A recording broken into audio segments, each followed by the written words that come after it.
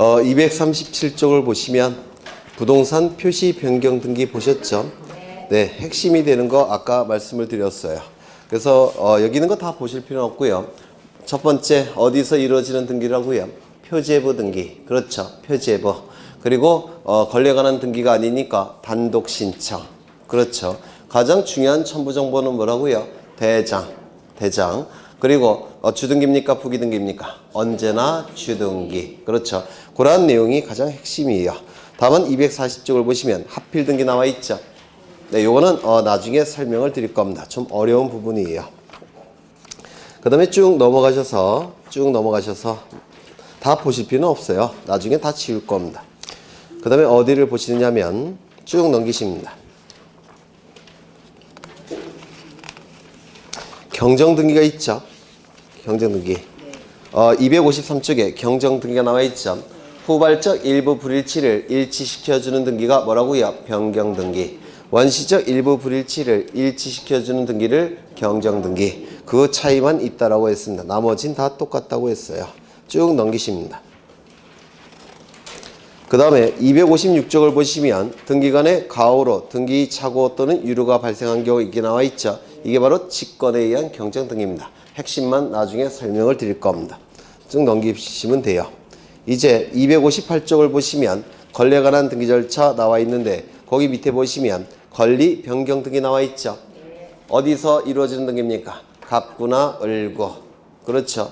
단독 신청입니까? 공동 신청입니까? 공동 신청. 그렇죠. 가장 중요한 첨부 정보는요. 계약서, 변경계약서. 주등기입니까? 부기등기입니까? 부기등기, 주등기 둘 다 이루어진다고 했죠. 네, 그건 나중에 설명을 드릴 거예요. 그래서 쭉 넘기십니다. 그 다음에 261쪽을 보시면 등기명의인 표시 변경 등기 있습니까? 이름 바뀔 때, 주민번호 바뀔 때, 주소가 바뀔 때 이루어지는 등기를 등기명의인 표시 변경 등기라고 불렀죠. 갑구, 을구입니까? 표제부입니까? 갑구, 을구. 가장 단독입니까? 공동입니까? 단독 신청. 그렇죠. 등기부자가 존재하지 않습니다. 그리고 가장 중요한 첨부 정보는 주민등록표 등초번. 그리고 언제나 무슨 등기? 부기등기. 네, 그런 핵심만 알고 계시면 돼요. 이제 어디를 보시냐면 쭉 넘기십니다. 263쪽에 말소 등기를 보겠습니다. 말소 등기. 여기에 이러한 부동산이 있고 소유자는 갑이에요. 갑이 소유자인데 갑이 을로부터 돈을 빌립니다. 10억 원을 빌리겠죠. 그냥 빌려주지는 않을 테고 담보를 요구할 겁니다. 그래서 갑은 을에게 부동산을 담보로 제공하는데 이는 저당권을 설정해 주는 겁니다. 저당권이 설정되기 위해선 우리민법 186조에 의해서 물권행위, 즉 저당권 설정 계약이 체결돼야 되고 그리고 등기까지 이루어져야 되겠죠. 저당권 설정 등기라는 게 이루어집니다. 그러면 저당권이 발생을 하게 될 겁니다. 요 을은 두 가지 권리를 갖겠죠. 첫 번째 10억 원의 채권. 맞습니까? 돈을 빌려줬죠. 10억 원의 채권. 그리고 저당권도 취득하게 될 겁니다. 그래서 을은 두 개의 법적 지위를 가지고 있는 겁니다. 채권자의 지위와 저당권자의 지위. 지금 돈을 빌린 자는 누굽니까? 갑이죠. 갑은 채무자예요. 그리고 저당권을 만들어줬죠. 저당권 설정자라고 얘기합니다. 그래서 둘 다 두 개의 법적 지위를 갖게 되는데 이때 요 채권을 뭐라고 부르냐면 저당권이 잡힌 채권이라고 해서 피담보채권이라고 불러요. 피는 한자로 잡힌, 당한, 수동의 의미를 가진 한자예요. 그래서 이 채권을 저당권이 잡힌 채권, 피담보채권이라고 부릅니다. 여기까지 되셨을까요? 이때 이 저당권 등기는 갑구에서 이루어지겠습니까? 을구에서 이루어지겠습니까? 을구에서. 그래서 이렇게 등기가 될 겁니다.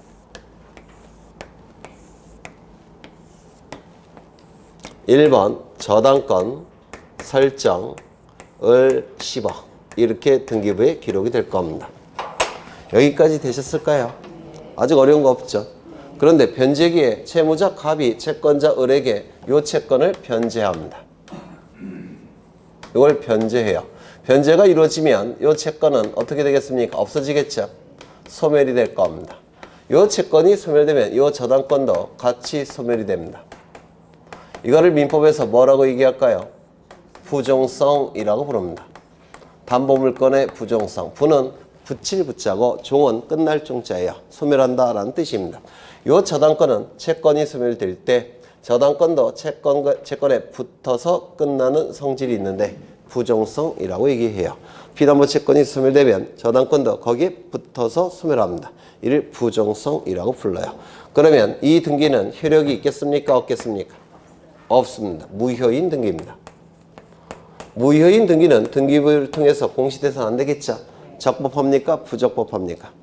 부적법해요. 즉 부적법하게 존재하는 등기입니다. 여기까지 되셨을까요? 그러면 이 무효인 부적법하게 존재하는 저당권 설정 등기는 등기부에서 없애야 되겠죠? 없애야 됩니다. 어떻게 없애느냐면 이렇게 없앨 겁니다.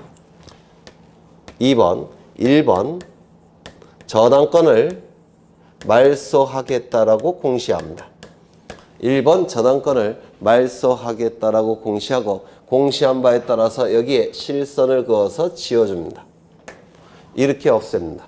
이걸 뭐라고 부르냐면 말소등기, 말소등기라고 불러요. 그래서 이 말소등기 개념이 뭐냐면 등기사항에 등기부에 기록된 사항 중 전부가 부적법하게 존재할 때 등기사항은 등기부에 기록되는 사항이란 뜻이에요. 등기사항 전부가 부적법하게 존재할 때 이 등기사항 전부를 없앨 목적으로 말소할 목적으로 하는 등기 이를 말소등기, 말소등기라고 얘기합니다. 등기사항 전부가 부적법하게 존재할 때 등기부에 등기사항 전부가 부적법하게 존재할 때 전부를 없애는 목적으로 하는 등기 이를 말소등기, 말소등기라고 불러요. 어렵죠? 안 어려운가? 여기서 제일 중요한 개념은 이겁니다. 전부가 부적법하게 존재할 때만 말소등기가 가능해요. 일부가 부적법하게 존재할 때는 일부 불일치로 봐서 무슨 등기할까요? 변경등기나 경정등기를 하는 겁니다. 그래서 일부 부적법하게 존재할 때는 일부 불일치로 봐서 변경, 경정등기 하는 것이고 전부가 부적법하게 존재할 때만 전부 불일치로 봐서 말소등기를 하는 겁니다. 이거 이해가 되실까요? 그러면 전부를 없애고 있죠. 여기서 전부 없애고 있죠. 순위번호도 같이 없어지죠. 그렇다면 이 말소등기는 요 순위번호에 붙여서 기록할 여지가 있습니까? 없습니까? 없어요. 따라서 말소등기는 언제나 주등기입니다. 부기등기하는 경우가 없습니다. 전부가 없어지고 있기 때문에 언제나 주등기입니다. 시험에 단골로 나오겠죠. 언제나 주등기에 의하게 됩니다. 이거 꼭 기억하셔야 돼요. 그렇죠. 두 번째, 그러면 말소등기의 대상은 어떠한 등기를 말소시킬 수 있느냐? 등기부상 존재하는 것이 부적법하다면 등기부에 나타나서는 안 되겠죠. 따라서 이 말소등기의 대상은 모든 등기입니다. 어떤 등기건 그 종류를 묻지 않고 등기부에서 존재하는 것이 적법하지 않다면 종류를 물 필요 없이 없애야 되겠죠. 따라서 모든 등기는 부적법하게 존재한다면 종류를 묻지 않고 다 말소시킵니다. 그런데 예외가 존재해요. 예외가 시험에 잘 나옵니다. 말소등기는 말소할 수가 없습니다. 말소등기는 말소할 수가 없게 돼요. 요 예를 잘 보시면 여기에 이러한 부동산이 있고 소유자가 갑입니다. 갑이 을로부터 돈을 빌려요. 10억 원을. 그냥 빌려주진 않겠죠. 담보를 요구할 겁니다. 그래서 갑은 을에게 저당권을 설정하게 됩니다. 을은 10억 원의 피담보 채권 발생할 테고 그 다음에 저당권 등기를 하면 저당권 취득하게 될 겁니다. 맞습니까? 그렇죠. 등기부에는 어떻게 기록될까요? 저당권이 설정되기 위해선 저당권 설정 계약, 물권 행위가 있어야 되고 그 다음에 등기까지 갖춰야 되겠죠. 저당권 설정 등기까지 갖추게 될 겁니다. 맞습니까? 등기부에는 이렇게 등기가 될 거예요.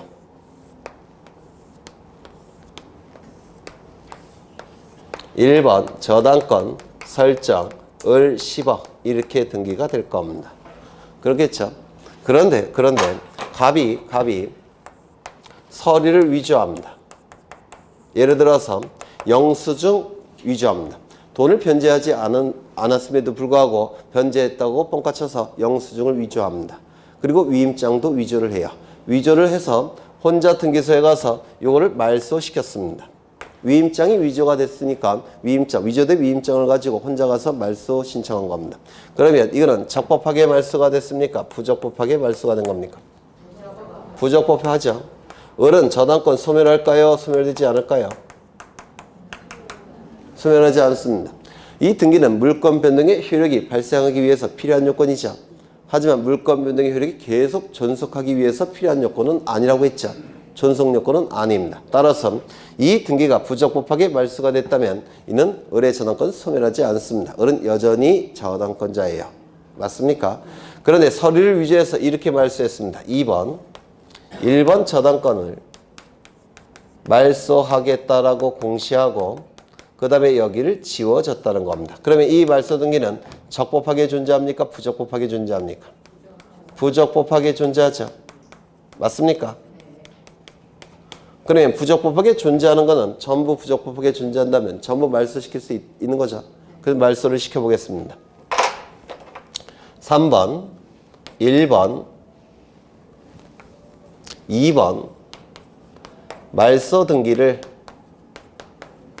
말소하겠다라고 공시한 다음에 공시한 바에 따라서 이렇게 지워보겠습니다. 그러면 말소 등기를 말소했는데 요 실선이 없어집니까? 그냥 남아있습니까? 그냥 남아있죠. 그러면 말소 등기 말소해봤자 을의 저당권 등기는 다시 살아나지 않습니다. 쓸데없는 짓 한 겁니다. 이거 이해가 되실까요?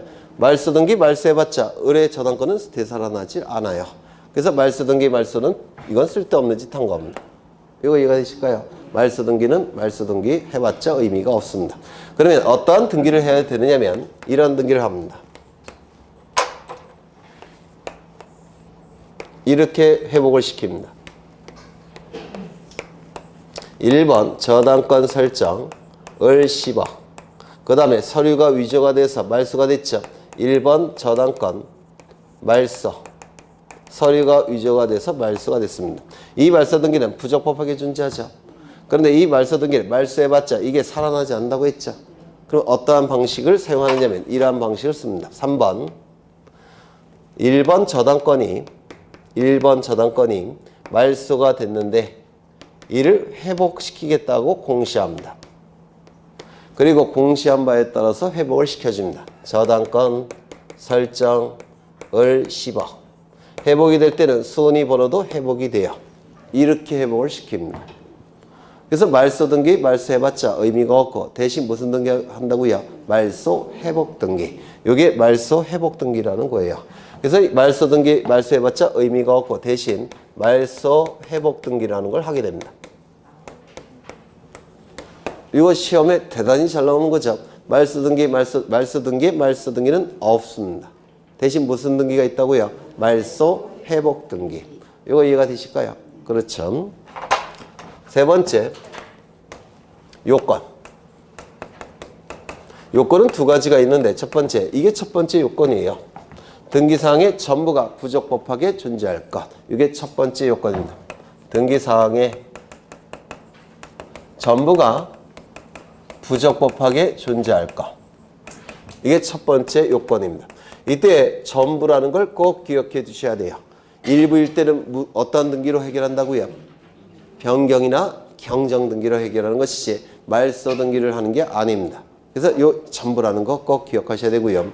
또한 부적법하게 존재하게 된 원인은 따지지 않습니다. 그 원인은 민법에서 따지는 거고 우리 등기법에서는 그 원인을 묻지 않고 등기부상 존재하는 것이 부적법하다면 무조건 없애야 됩니다. 무슨 말인지 알겠습니까? 그래서 부적법하게 된 원인은 따지지 않습니다. 뭐 원시적 사유건, 후발적 사유건, 절차적 사유건, 실제적 사유건 그런 건 민법에서 따지는 것이고 우리 등기법에서는 등기부에 존재하는 것 자체가 적법하지 않다면 그냥 무조건 지우는 겁니다. 이거 되셨을까요? 네.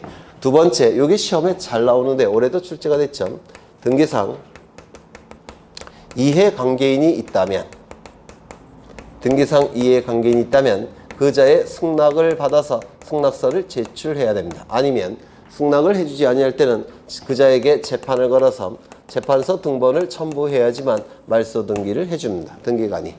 그래서 이게 시험에 관련해서 제일 잘 나오는 건데요. 이것 좀 이해를 하겠습니다. 여기에 이러한 부동산이 있고 소유자는 갑이에요. 갑이 소유자인데 갑이 을에게 전세권을 설정해 줍니다. 전세권을 설정해 줘요. 그러면 전세권 설정 계약을 체결할 테고 전세권 설정 등기 이루어질 테고 전세금 지급했겠죠. 맞습니까? 그래서 을의 이름으로 전세권 설정 등기가 실행이 됩니다. 이 등기는 주등기일까요? 부기등기일까요? 소유자로부터 첫 번째 도출된 등기는 무슨 등기? 주등기. 두 번째는 부기등기. 이거는 소유자 갑으로부터 첫 번째 도출됐죠. 주등기, 부기등기, 주등기.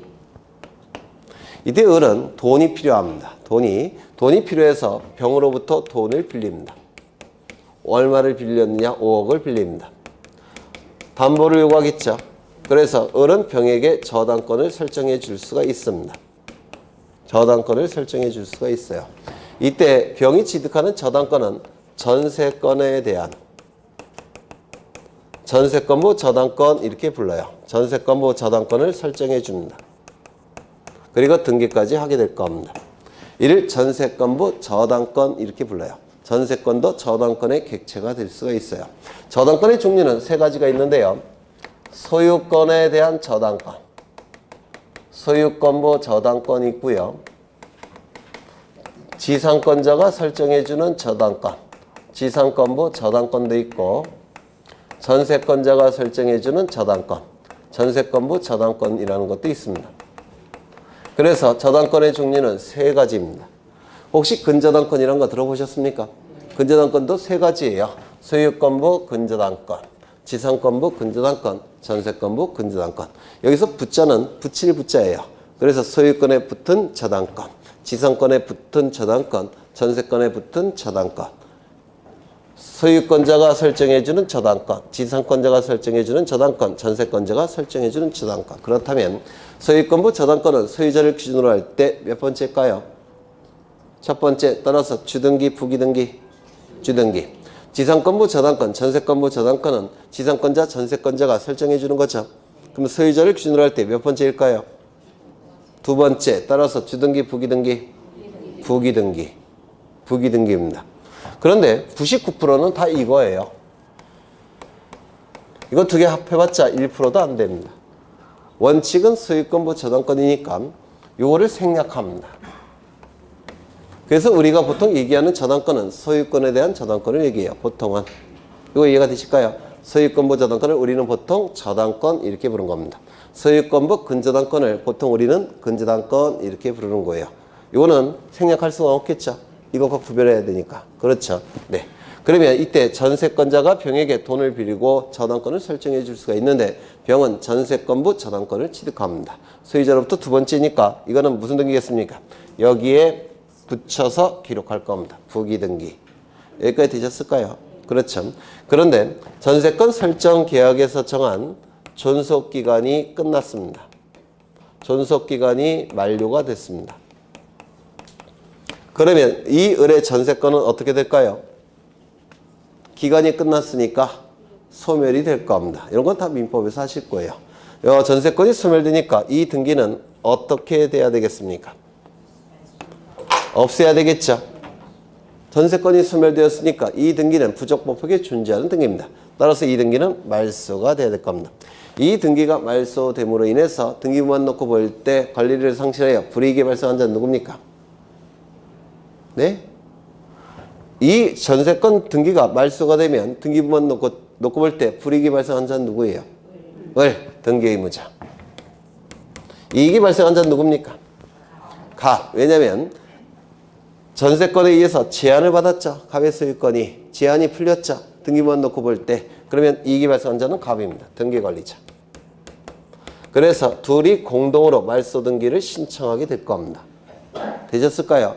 그러면 이 전세권 등기가 말소가 되면 이것도 없어지는 거죠. 따라서 저당권의 객체인 전세권이 없어지기 때문에 이것도 다 소멸이 됩니다. 이것도. 전세권 자체가 등기부상 없어졌기 때문에 병의 저당권도 같이 없어지는 겁니다. 문제는 변제를 받지 못한 상태에서 없어지니까 이거 다 없어지니까 손해가 발생합니까? 발생하지 않습니까? 손해가 발생하죠. 이러한 자를 등기상 이해관계인이라고 불러요. 등기상 이해관계인이 있을 때는 이 말소 등기를 신청할 때 갑과 을은 등기상 이해관계인의 승낙서 또는 승낙을 해주지 아니할 때는 재판을 걸어서 재판서 등본 요거를 첨부해야지만 등기관은 이 등기를 말소해 줍니다. 이걸 첨부하지 않고 말소가 이루어지면 이 말소 등기는 병에게 효력이 없습니다. 무효해요. 여기까지 되셨을까요?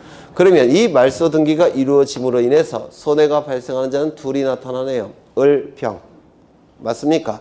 그런데 하나는 등기 의무자, 하나는 등기상 이해관계인이라고 부릅니다. 그러면 차이는 뭡니까? 전세권 설정 등기와 관련해서 당사자는 누굽니까? 갑과 을. 당사자 중에서 손해가 발생하면 등기 의무자. 그리고 얘는 병은 관계인이죠. 당사자를 제외한 관계인, 즉 제3자입니다. 제3자 중에서 손해가 발생한다면 등기상 이해관계인. 여기서 이해라는 문구가 쓰여져 있는데 이익이 발생하거나 손해가 발생하는 제3자 그 뜻이 아니고요. 이익에 손해가 발생하는 자, 이익에 손해가 발생하는 자, 그 자가 등기상 이해관계인이에요. 즉 이익이 발생하는 자는 등기상 이해관계인이 아니어서 승낙서, 재판서 등본 첨부할 필요가 없어요. 손해 발생하는 자, 그 자만 등기상 이해관계입니다. 누구 중에서? 제3자 중에서. 되셨을까요? 네. 요게 대단히 시험에 잘 나옵니다. 등기상 이해관계인을 판단하는 문제가 시험에 대단히 잘 나와요. 올해도 출제가 됐습니다. 요게. 근데 아직은 힘드실 거예요. 민법 지식이 올라가야지만 요게 쉬워집니다. 아직은 조금은 어려우실 겁니다. 그래서 이 말소 등기는 첫 번째 개념이 출제가 되고요. 전부. 두 번째 대상 말소 등기는 허용된다 안 된다? 안 된다. 요게 출제가 되고 세 번째 등기상 이해관계인 판단. 요게 출제가 되는 겁니다. 그럼 말소 등기는 다 보신 거예요. 다만 등기상 이해관계는 조금 어려우실 겁니다. 이건 민법 지식이 올라가야지만 요게 판단될 수가 있기 때문에 그렇습니다. 그 다음에 보셔야 될 게 말소 회복 등기를 보십니다. 이런 건 다 출제가 되는 거예요. 줄은 나중에 칠 겁니다. 268쪽에 말소 회복 등기가 있는데 요것 좀 보겠습니다. 말소 회복 등기. 여기에 이러한 부동산이 있고 말소 회복 등기 저기서 보셨죠? 네. 한번 다시 보실 거예요. 뭐 똑같은 거지만 갑이 을로부터 돈을 빌립니다. 얼마를 빌렸느냐? 10억 원을 빌립니다. 그냥 빌려주진 않겠죠? 담보를 요구할 겁니다. 그래서 갑은 을에게 저당권을 설정해 줍니다. 저당권이 설정되기 위해서는 먼저 저당권 설정 계약이라는 물권 행위가 있어야 되고 두 번째 등기까지 필요하겠죠. 저당권 설정 등기라는 등기가 필요합니다. 그러면 을은 10억 원의 피담보 채권이 발생을 했을 테고 등기까지 이루어지게 되면 저당권을 취득하게 될 겁니다. 그래서 채권자의 지위와 저당권자의 지위를 같이 갖게 될 거예요. 이 등기는 을구에 이루어지겠죠. 을구에 이루어지게 될 겁니다.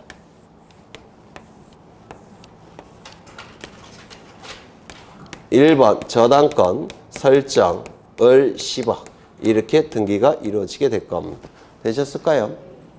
일부러 반복하는 거예요. 좀 익숙해지시라고. 계속 반복입니다. 복과목은. 그러면 이때 갑은 을에게 변제해야 되는데 변제도 하지 않은 상태에서 서류를 위조해서 이 등기를 없앴다는 겁니다. 이는 적법하게 말소가 된 겁니까? 부적법하게 말소가 된 겁니까? 부적법하게. 그렇죠. 그래서 이거는 부적법하게 말소가 된 겁니다. 그래서 부적법하게 말소가 어떻게 됐냐면 이렇게 됐습니다. 2번 1번 저당권 말소 그리고 이걸 실서를 그어서 전부 지워질 겁니다. 그러면 이건 부적법하게 말소가 된 거니까 말소 등기를 말소할 수 있습니까? 없다고 했죠. 어떻게 한다고 했죠? 그렇죠. 3번 1번 저당권이 말소가 됐는데 이를 회복시키겠다고 공시합니다. 공시한 바에 따라서 회복을 시킵니다. 저당권 설정 을 10억 그리고 회복이 될 때는 순위도 같이 회복이 됩니다. 이게 뭐라고요? 말소 회복 등기. 그럼 이 말소 회복 등기의 개념은 뭐냐면 등기사항에 전부 조심하셔야 될 것은 여기 일부도 포함이 됩니다. 등기사항의 전부 또는 일부가 부적법하게 말소가 됐을 때 부적법하게 말소가 됐을 때 이 부적법하게 말소된 전부 또는 일부를 부적법하게 말소된 전부 또는 일부를 회복시킬 목적으로 하는 등기. 이를 말소 회복 등기라고 얘기를 하겠다는 겁니다. 여기서 기억하셔야 될 것은 말소 등기와 달리 뭐가 포함되어 있습니까? 일부가 포함되어 있습니다. 이건 무슨 뜻이냐면 이걸 지상권 설정, 그 다음에 을, 지료, 1억 이렇게 등기가 됐습니다. 그 다음에 여기에 서류를 위조해서 여기다가 1의 1번 지상권 변경한 다음에 요거를 말소시키는 경우가 있어요. 일부 말소. 그러면 요 나머지 요건 지워집니까? 안 지워집니까? 요것만 없앤 거죠. 맞습니까? 그러면 요것만 없앴으니까 요것만 살리면 되지 않겠습니까? 그렇죠. 그래서 여기 3번, 1번 저당권 말소 회복한 다음에 요 지료를 다시 기록합니다. 지상권 설정 1억 이렇게. 그러면 이거는 일부 말소 회복 등기라고 부르는데요. 이때 요게 지워졌습니까? 살아있습니까? 살아있죠. 따라서 이때는 여기다가 여기가 살아있으니까 붙여서 기록할 수가 있습니다. 이거 이해가 되실까요? 전부 말소 회복은 무슨 등기 할까요? 주등기. 일부 말소 회복 등기는 순위번호가 살아있으니까 무슨 등기 할까요? 부기등기. 이걸 좀 기억하시라는 겁니다. 전부 말소 회복은 주등기. 일부 말소 회복은 부기등기. 되셨을까요? 그 다음에 두 번째 요건. 요건은 이거예요. 등기사항에 전부 또는 일부가 부적법하게 말소가 됐을 것. 여기서 조심하셔야 될 건 요게 포함된다는 거 꼭 기억해 두셔야 합니다. 일부도 회복시킬 수 있다는 거. 즉 변경이나 경정 등기를 통해서 일부가 말소됐으면 그 부분도 회복시킬 수 있다는 거. 요게 좀 기억되실 필요가 있고요. 두 번째, 말소된 등기를 말소하는 방식으로 회복시킬 수 있습니까? 없습니까? 없죠. 말소 등기를 회복하는 방식으로 한다고 했죠. 세 번째, 제3자에게 예측할 수 없는 불측의 손해를 입혀서는 안 됩니다. 그러면 제3자에게 예측할 수 없는 손해를 입혀서는 안 된다는 얘기는 미리 알려서 승낙을 받아야 된다는 겁니다. 맞습니까? 미리 알려서 승낙을 해주지 아니할 때는 재판을 걸어서 재판소 등본을 첨부해야 된다는 뜻이에요. 결국 이 요건은 뭐냐면 책에는 그렇게 돼 있는데 등기상 이해관계인이 있을 때는 그자의 뭐가 필요하다고요? 승낙서. 승낙을 해주지 아니할 때는 재판서 등본. 그걸 첨부하라는 뜻입니다. 요 세 번째는. 그럼 요걸 좀 이해를 하실 건데요. 여기에 이러한 부동산이 있고 소유자가 갑입니다. 갑이 을로부터 돈을 빌립니다. 얼마를 빌렸느냐면 10억 원을 빌립니다. 그냥 빌려주진 않겠죠. 담보를 요구할 겁니다. 그래서 갑은 을에게 저당권을 설정해 줍니다. 그러면 을은 10억 원의 채권이 있을 테고 이를 담보하기 위한 저당권 설정 등기까지 이루어지게 되면 을은 저당권을 취득하게 될 겁니다. 맞습니까? 이건 첫 번째 이루어졌으니까 1순위가 되겠죠. 그런데 갑이 서류를 위조합니다. 서류를 위조해서 영수증과 위임장을 위조해서 요거를 말소시킵니다.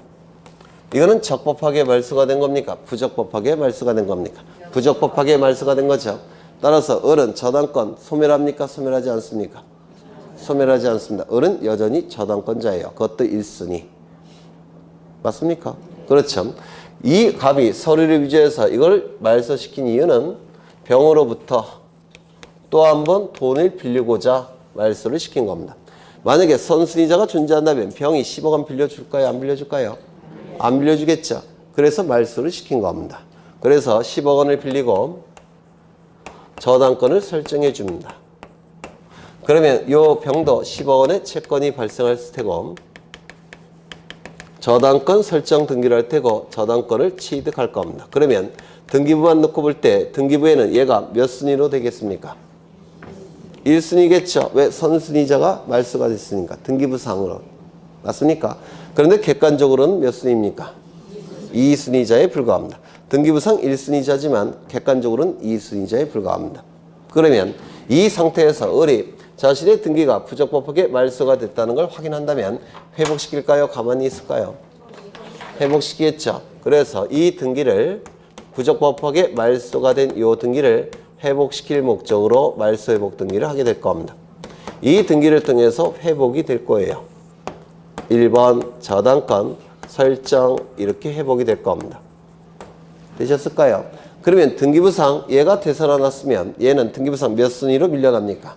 2순위로 밀려납니다. 그러면 등기부만 놓고 볼 때 병은 손해가 발생합니까? 발생하지 않습니까? 발생합니다. 이러한 자를 뭐라고 부른다고요? 등기상 이해관계인. 등기상 이해관계인이 있을 때는 요 말소회복 등기 신청할 때 그 자의 승낙서, 승낙을 해주지 아니할 때는 재판서 등본을 첨부해야 될 겁니다. 그래서 이게 가장 시험에 잘 나오는 거예요. 손해 여부를 판단하는 거. 지금은 어려운 거 맞아요. 지금은 저기 말소 등기 등기상 이해관계인의 그림과 말소회복 등기 등기상 이해관계인의 그림이 다르죠. 이런 것들은 민법 지식이 올라가면서 자연스럽게 터득하시는 겁니다. 아직은 어려우세요. 지금은 이런 게 있다는 거, 등기상 이해관계인이 있다는 거, 그런 게 있다는 것만 좀 느끼시면 될 것 같아요. 이게 말소회복 등기, 말소회복 등기라고 얘기를 합니다. 사실 이건 기초 과정은 아닐 거예요. 굉장히 어려운 과정입니다. 이게 넘기겠습니다. 그 다음에 271쪽에 소유권 보전 등기라는 게 나오는데 이 소유권 보전 등기는 무조건 출제되는 부분이에요. 무조건 보전 등기를 좀 보겠습니다. 지금 단계에서는 용어가 익숙해지는 단계라서 어려운 거 스트레스 받을 필요는 전혀 없습니다. 그냥 이런 게 있다, 이런 용어들이 있다, 그걸 느끼시기만 하면 돼요. 계속 반복을 할 겁니다. 원래 법과목을 처음 할 때는 어마무시하게 어려워요.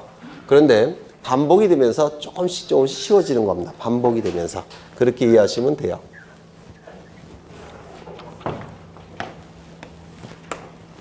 갑은 이 부동산을 소유하는 경우가 있을 겁니다. 소유하게 된 원인은 참 다양하겠죠. 다양할 겁니다. 그런데 가장 대표적인 거 몇 가지를 보자면 건물을 신축하는 경우. 신축한 자는 무조건 소유하는 겁니다. 우리 민법 187조에서. 법률 규정에 의한 물권 변동 187조에 규정되어 있죠. 거기에 뭐라고 되어 있습니까? 상소. 그 다음에요. 안 하셨어요? 네? 했습니다. 등기법에서도 했었고 민법은 모르겠어요. 했는지 안 했는지. 등기법에서는 했습니다. 상소, 공용징수, 판결, 경매, 기타. 안 했나 보네. 네?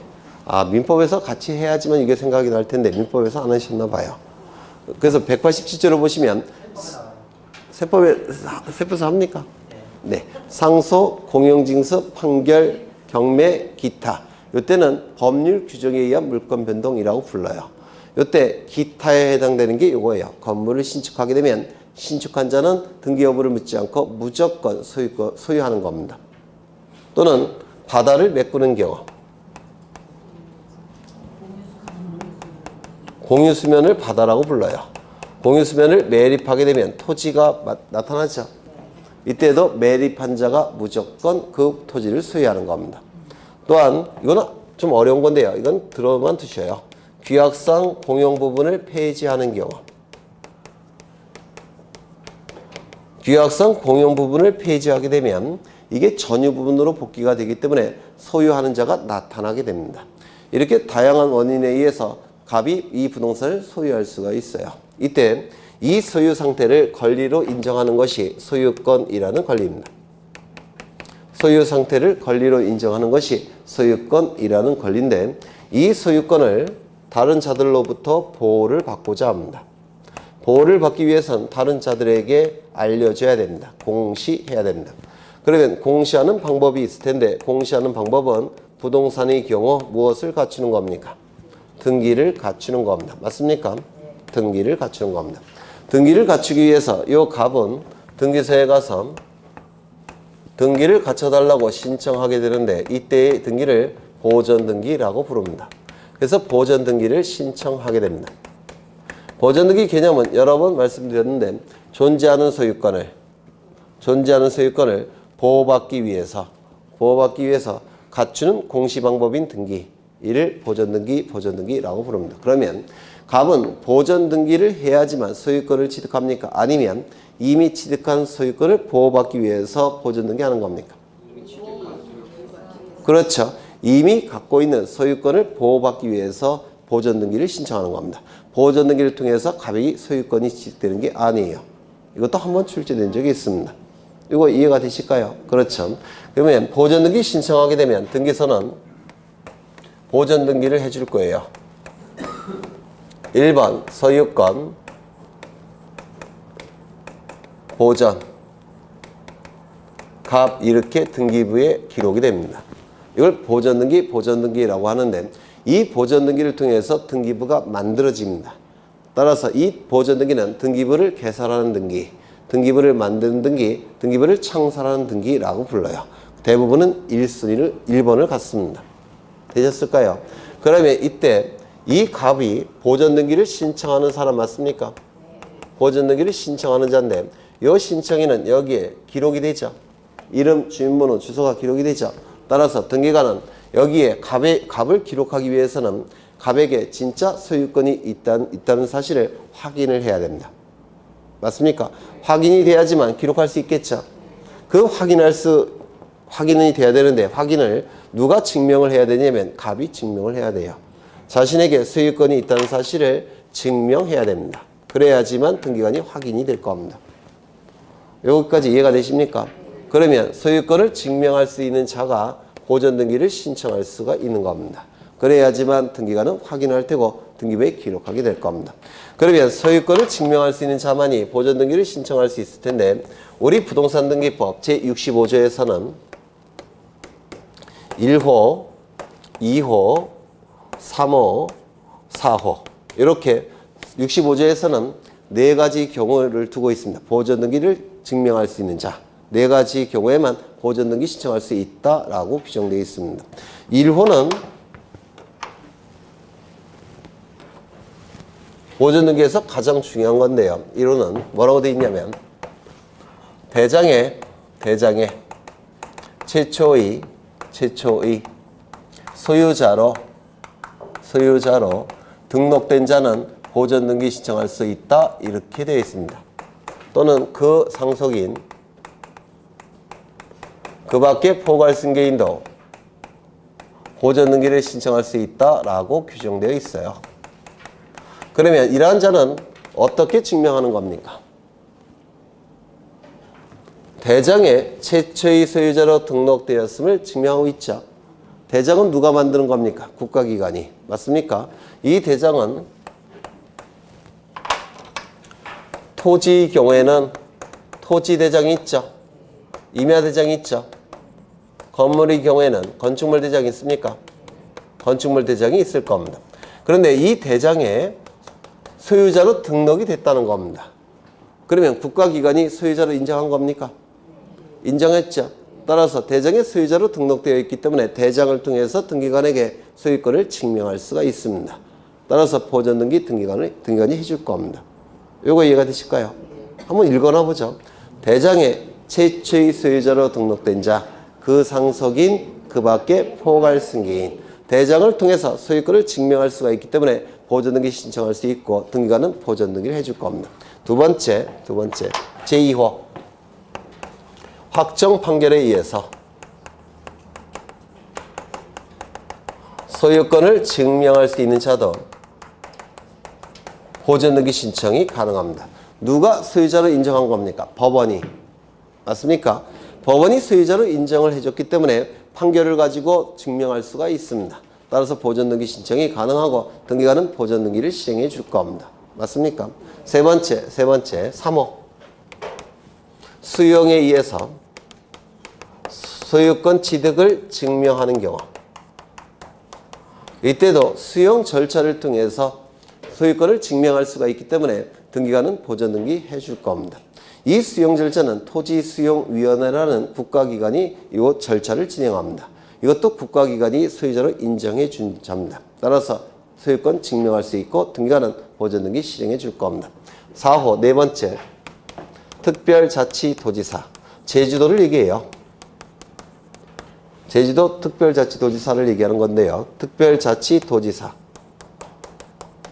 시장 군수 자치구청장 그냥 구청장이 아닙니다. 자치구청장이에요. 특별자치도지사 시장군수 자치구청장의 확인에 의해서 소유권을 증명하는 자도 국가기관이 소유자임을 증명했기 때문에 이때도 보존등기 신청이 가능합니다. 이게 보존등기에서 가장 기본이 되고 가장 중요한 겁니다. 읽어나 보죠. 익숙해져야 되니까 어차피 지금 못 암기는 힘드실 거예요. 처음 보는 거라서. 그래서 익숙해지시기만 하면 돼요. 첫 번째 같이 읽죠. 첫 번째 대장의 최초의 소유자로 등록된 자, 그 상속인, 그 밖에 포괄 승인. 두 번째, 확정 판결에 의해서 소유권을 증명하는 자. 세 번째, 수용에 의해서 소유권 취득을 증명하는 자. 정확하게는 소유권 취득입니다. 뭐 같은 뜻이겠지만. 네 번째, 특별자치도지사, 시장, 군수, 자치구청장의 확인에 의해서 소유권을 증명하는 자. 이러한 자들은 보존등기 신청할 수 있다는 겁니다. 나중엔 꼭 외우셔야 될 거예요. 이 보존등기와 관련해서 가장 많이 출제가 된 지문은 뭐냐면 1호부터 3호까지는 건물에 대한 보존등기 신청이 가능하고 토지에 대한 보존등기 신청도 가능합니다. 그런데 이 제4호 네 번째는 건물에 대한 보존등기 신청은 허용이 되지만 토지에 대한 보존등기 신청은 허용되지 않습니다. 이게 보존등기와 관련해서 가장 많이 출제됐던 내용입니다. 제4호 확인서는 특별자치도지사, 시장군수, 자치구청장의 확인서 갖고는 건물은 보존등기 신청할 수 있지만 토지는 보존등기 신청이 허용되지 않습니다. 이게 가장 많이 출제됐던 지문이에요. 그러면 왜 이 토지는 보존등기 신청이 허용되지 않냐면 그 이유를 이해하셔야 될 텐데 우리 등기법에서 부동산은 몇 가지가 있습니까? 네? 토지랑 건물 맞습니까? 우리 등기법상 부동산은 두 개예요. 건물, 토지. 민법의 부동산은 그 수를 헤아릴 수 없을 정도로 많지만 우리 등기법은 등기부가 건물 등기부, 토지 등기부 두 가지만 있으니까 부동산도 두 개만 있다고 간주합니다. 건물, 토지. 그렇죠. 그러면 건물도 있을 테고 토지도 있을 겁니다. 그런데 이 토지의 경우에는 공간정보법에 의해서 지적공부가 반드시 존재합니다. 공간정보법에서 의해서 지적공부가 반드시 있어야 돼요. 신청인이 소유자가 신규 등록을 신청하지 않으려 할 때는 지적소관청이 어떻게 했습니까? 직권으로 등록했죠. 물론 기억 안 나시겠죠. 직권으로 등록합니다. 따라서 직권으로라도 등록하기 때문에 이 지적공부는 반드시 존재합니다. 토지의 경우에는. 이 지적공부 중에서 가장 대표적인 지적공부가 뭐라고 했습니까? 토지대장, 임야대장이 가장 완전한 형태의 지적공부라고 말씀을 드렸어요. 그래서 공간정보법에 의해서 토지대장, 임야대장이 반드시 있습니다. 그렇다면 이거 갖고 보존등기 신청할 수 있습니까? 있죠. 1호 갖고 보존등기 신청할 수 있겠죠. 따라서 4호는 있을 필요가 없습니다. 토지는 이거 이해가 되실까요? 토지는 공간정보법에 의해서 토지대장, 임야대장이 반드시 있기 때문에 4호가 있을 필요가 없습니다. 1호 갖고 보존등기 신청이 가능하니까. 이해가 되실까요? 그런데 건물은 얘기가 달라집니다. 건물은 허가를 받은 건물도 있을 테고 허가를 받지 못한 건물도 있을 겁니다. 무허가 건물 존재하죠. 그런데 이 허가를 받은 건물의 경우에는 건축물 대장이 있겠습니까? 있죠. 따라서 1호 갖고 보존등기 신청할 수가 있죠. 그런데 허가를 받지 않은 건물은 건축물 대장이 있을까요? 없을까요? 없습니다. 건축물 대장이 아직은 존재하지 않습니다.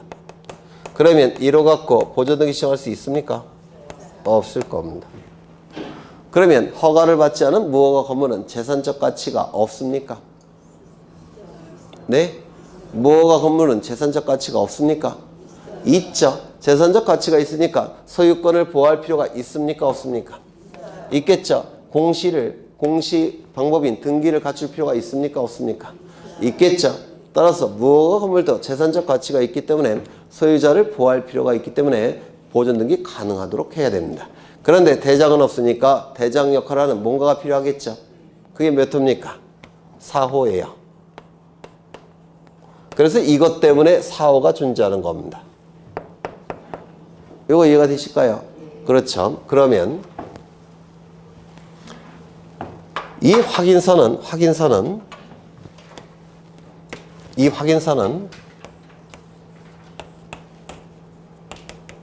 무엇의 역할을 하는 겁니까? 네? 건축물 대장의 역할을 하는 거죠. 그래요? 안 그래요? 건축물 대장의 역할을 하는 거 맞습니까? 그러면 이 확인서가 되기 위해서는 건축물 대장에 등록되는 내용과 똑같은 내용이 등록되어 있어야 됩니다. 그럼 이 건축물 대장에는 어떠한 내용이 등록되느냐면 건축물의 표시와 소유자의 표시가 건축물 대장에 등록이 됩니다. 그러면 보존 등기를 신청할 수 있는 확인서가 되기 위해서는 건축물 대장과 같은 내용이 등록돼야 되니까 무엇이 등록되어 있어야 됩니까? 건축물의 표시가 있어야 되고 소유자의 표시도 있어야 됩니다. 요거 이해가 되실까요? 따라서 이 두 가지가 확인서의 요건입니다. 보존 등기 신청할 수 있는 이 확인서는 건축물의 표시가 있어야 되고 그리고 소유자 표시가 있어야 돼요. 이 건축물의 표시는 건축물 대장에 등록되는 건축물 표시가 되니까 건물이 완성된 다음에 건물의 그 사실 상태를 정확하게 표시하고 있어야 됩니다. 이거 이해가 되실까요? 건물의 외형을 정확하게 표시하고 있어야지만 그게 제대로 된 건축물의 표시예요. 그렇다면 이 서류는 건축허가서입니다.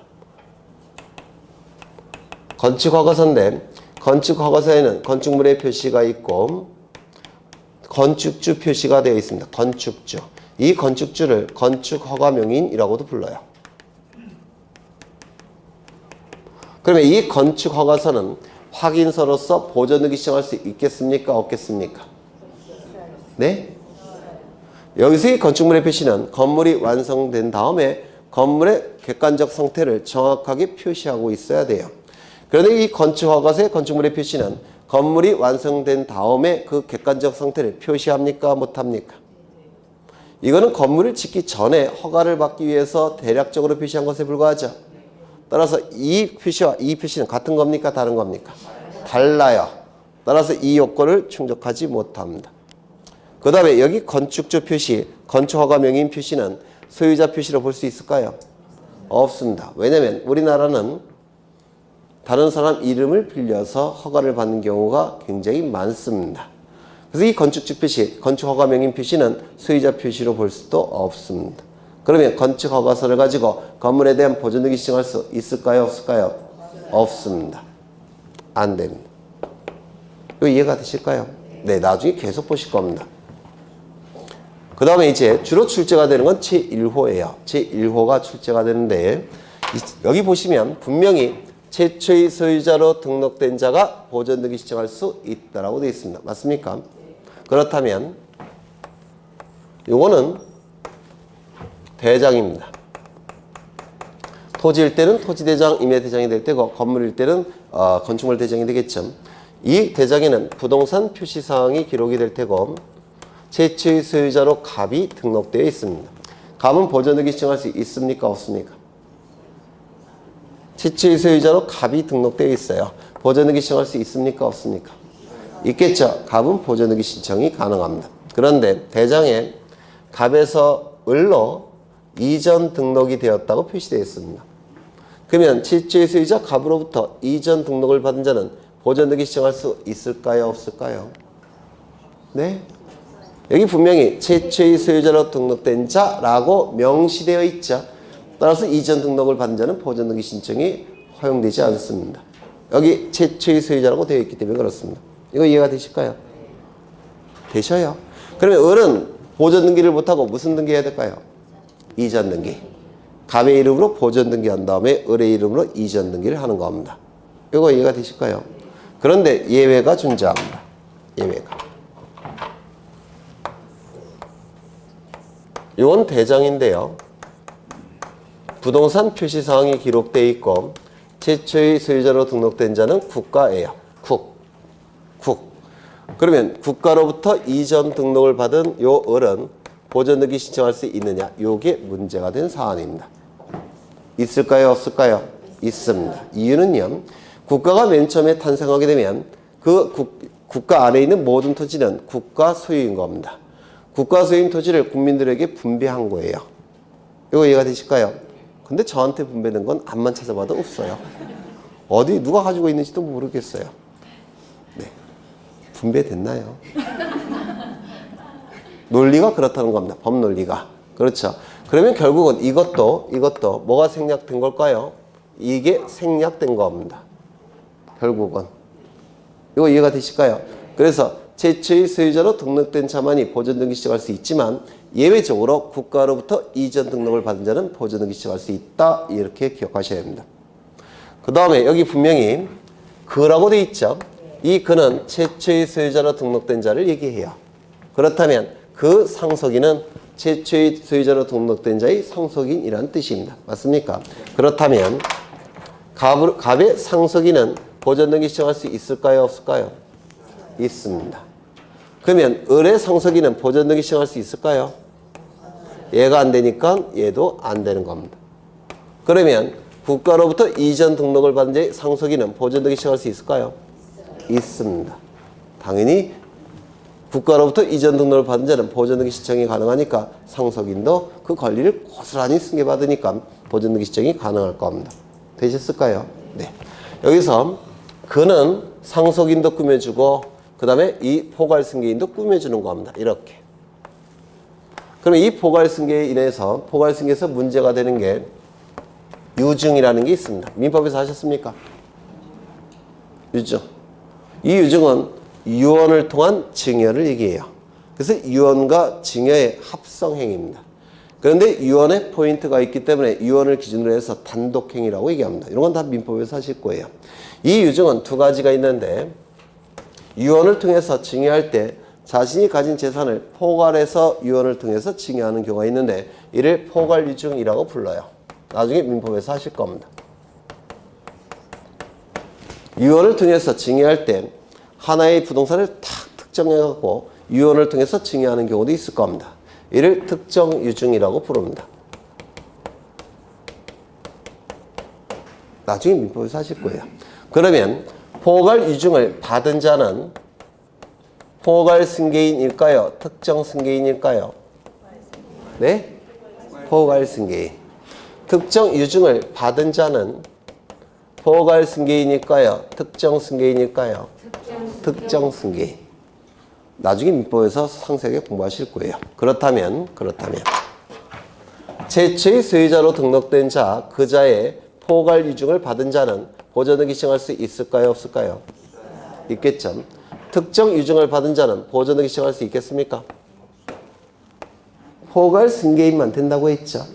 특정유증을 받은 자는 특정승계인이에요. 보전등기 신청할 수 있습니까? 없을 겁니다. 이전 등록을 받은 자의 포괄유증을 받은 자는 보전등기 신청할 수 있습니까? 얘가 안 되니까 안 되는 겁니다. 특정유증을 받은 자는 안 될 겁니다.